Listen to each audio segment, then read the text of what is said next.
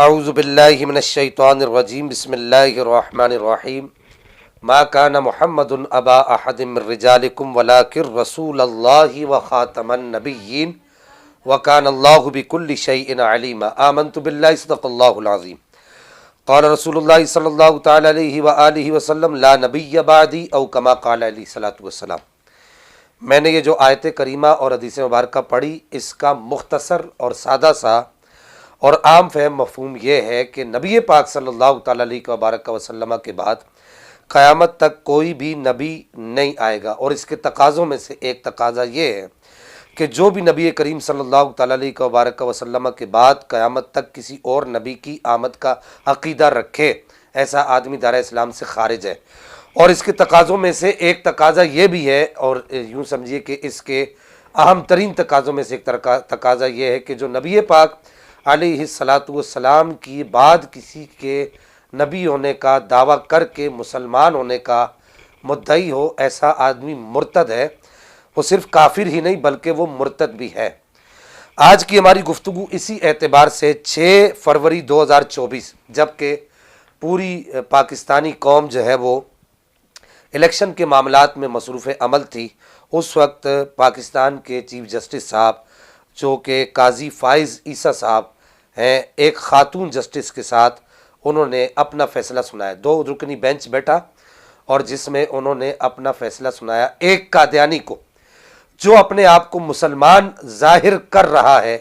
اس کو قرآن مجید الفرقان الحمید کی تحریف کے جرم میں، الزام میں بھی نہیں بلکہ جرم میں، اس کو انہوں نے چھٹی دے دی اور اس کو رہا کر دیا، اور یوں سمجھیے کہ اس کو غیر بے قصور اور بے گناہ ٹھہرا کر اس کو آزاد کر دیا۔ اس کیس کی تفصیلات یہ ہیں کہ سب سے پہلے یہ آپ کے سامنے میں چاہوں گا کہ ہم اس مسئلے کو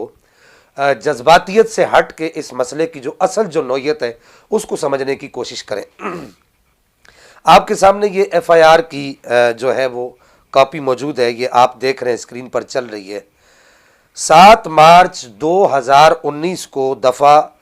295 بی 295 بی اور 295 سی اس کے تحت یہ ایف آئی آر کٹی ہے، اور اس ایف آئی آر کے جو مدعی ہیں وہ محمد حسن معاویہ، جو کہ سیکرٹری جنرل ہے تحفظ ختم نبوت فورم پاکستان کے، اور اس ایف آئی آر کو کاٹنے میں جو معاونت اور جو مدد کی ہے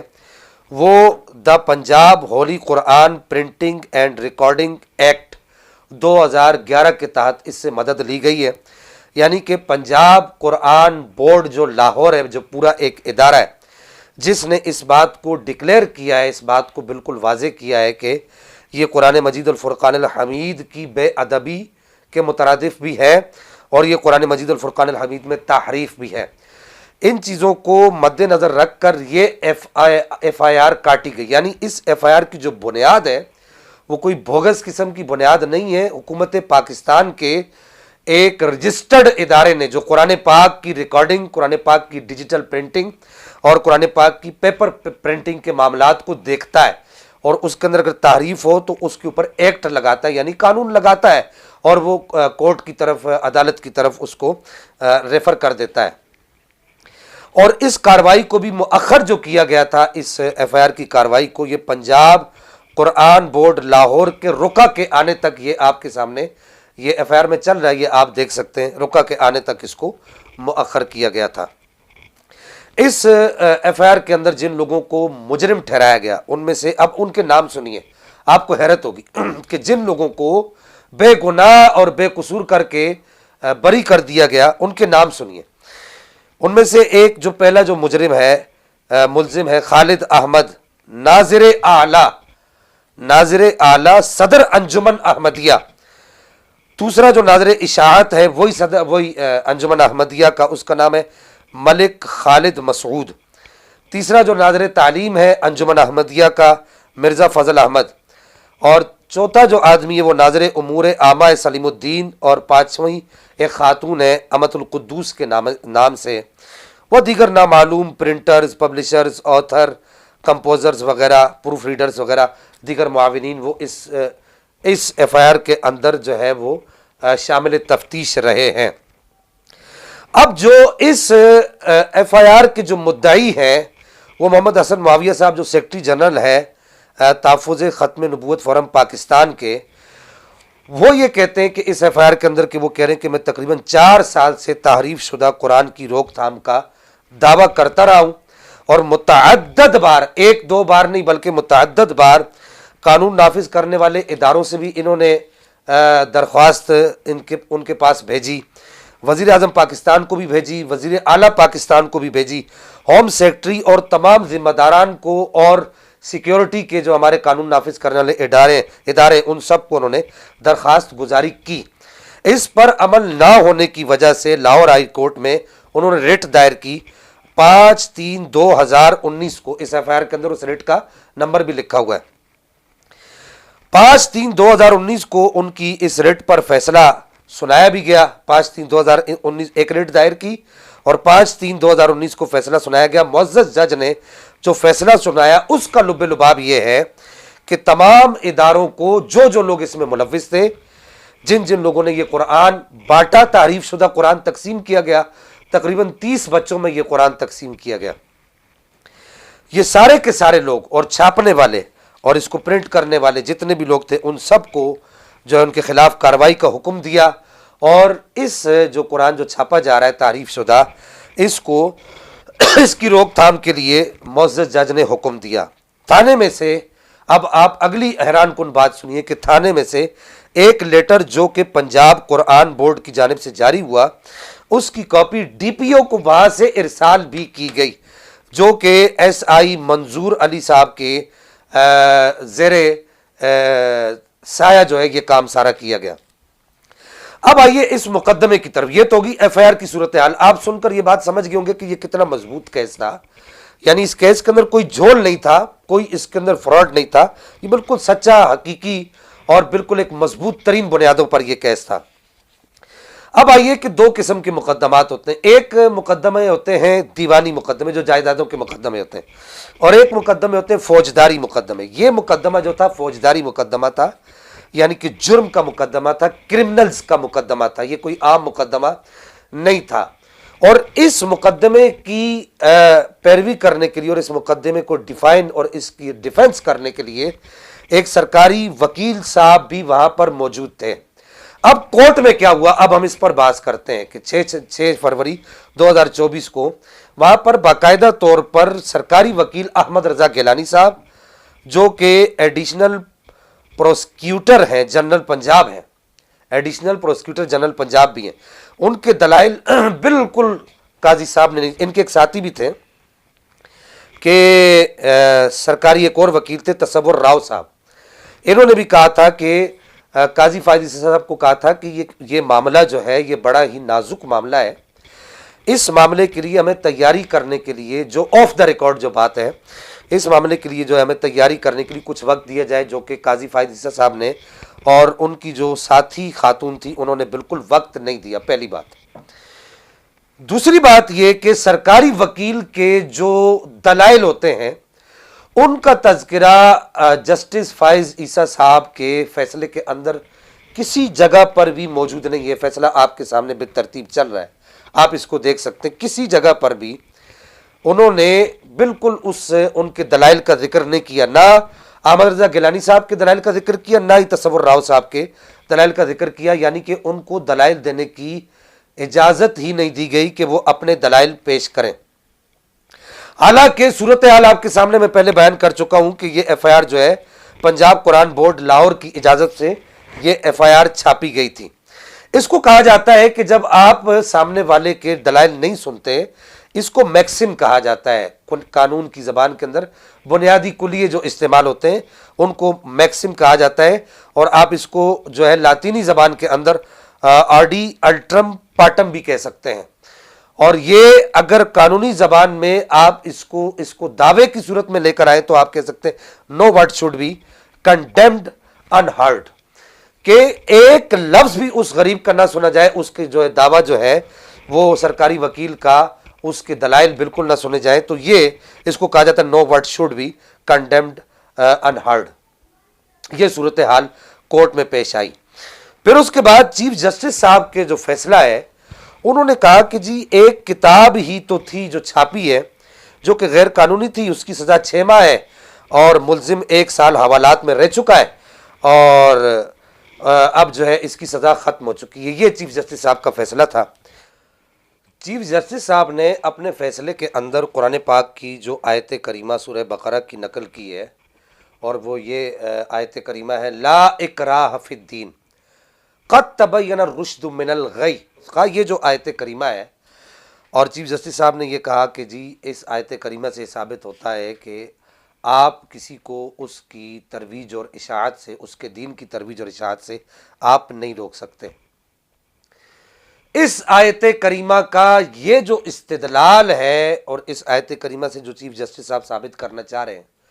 یہ قرآن پاک کی مراد نہیں ہے۔ خود چیف جسٹس صاحب نے جو آیت کریمہ آگے چل کے سورۃ الرعد کی آیت نمبر 99 کا جو حوالہ اپنے فیصلے کے اندر دیا ہے، اس کے اندر خود اس آیت کریمہ کی تفسیر خود قرآن کر رہا ہے، یعنی آیت کی تفسیر آیت کر رہی ہے کہ قرآن یہ کہتا ہے کہ کسی کو زبردستی مسلمان نہیں کیا جا سکتا، کسی غیر مسلم کو آپ زبردستی مسلمان نہیں کر سکتے۔ وہاں تو بات یہ چل رہی ہے، وہاں یہ بات تو نہیں چل رہی کہ آپ کسی کو زبردستی جو ہے اس کی تبلیغ اور اشاعت سے نہیں روک سکتے، یہ بات تو بالکل نہیں چل رہی وہاں پر جو چیف جسٹس صاحب کا جو مستدل ہے۔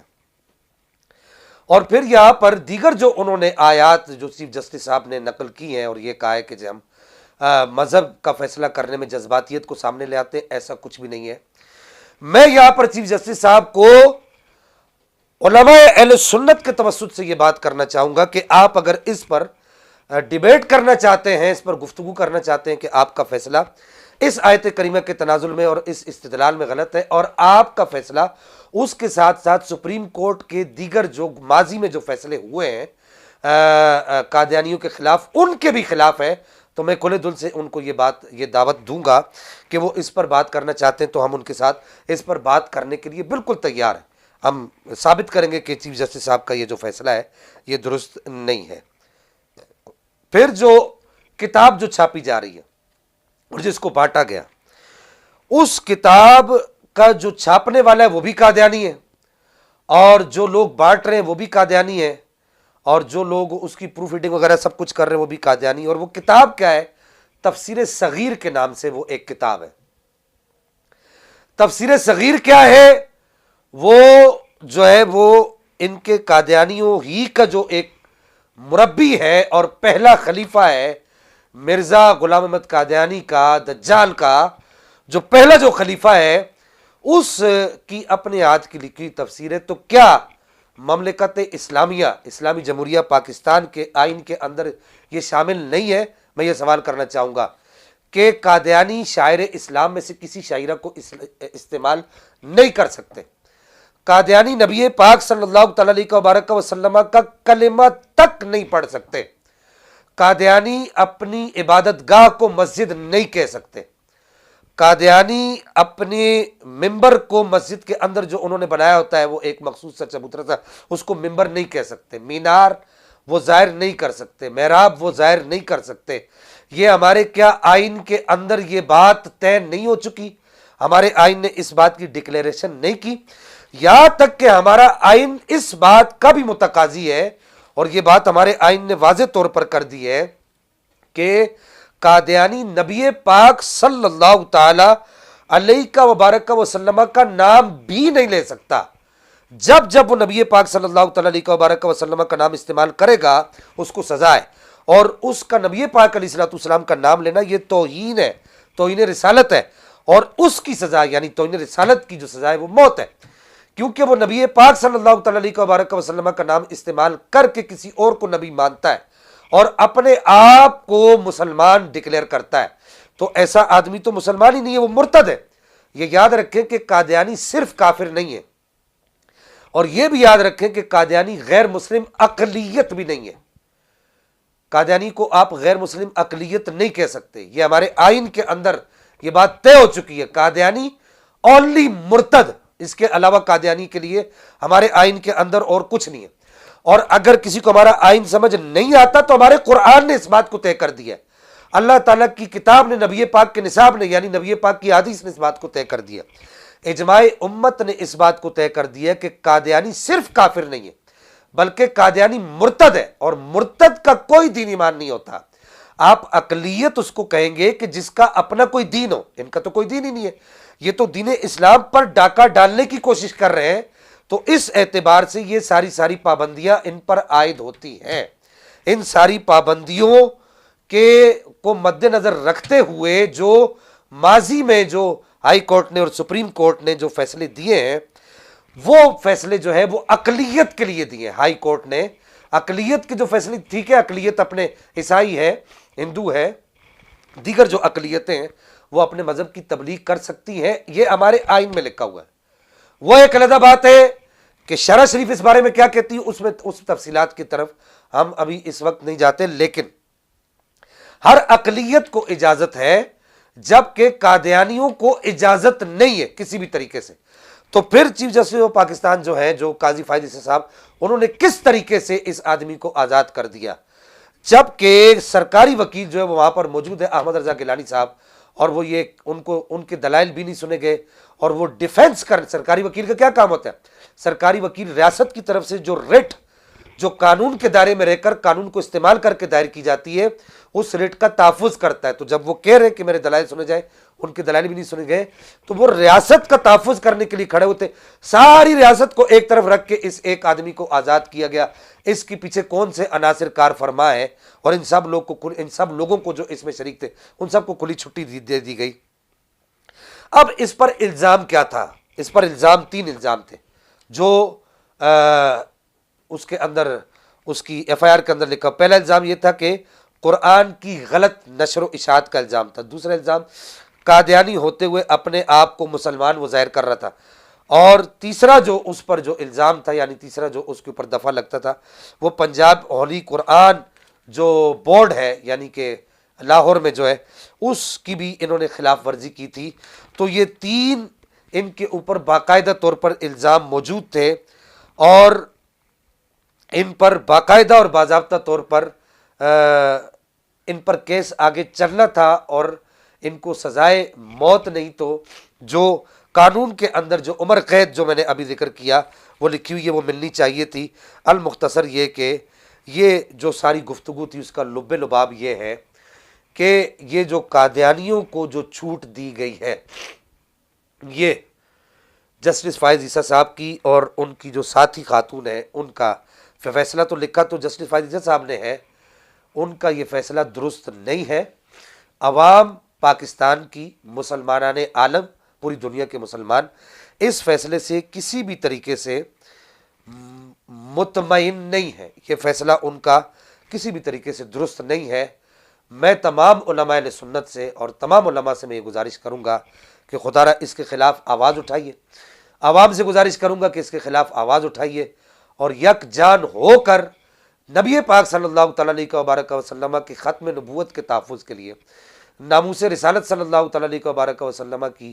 تحفظ کے لیے میدان میں آئیے، میدان عمل میں آئیے۔ اللہ جل مجدہ الکریم ہمیں عمل کی توفیق عطا فرمائے۔ وآخر دعوایا ان الحمد للہ رب العالمین۔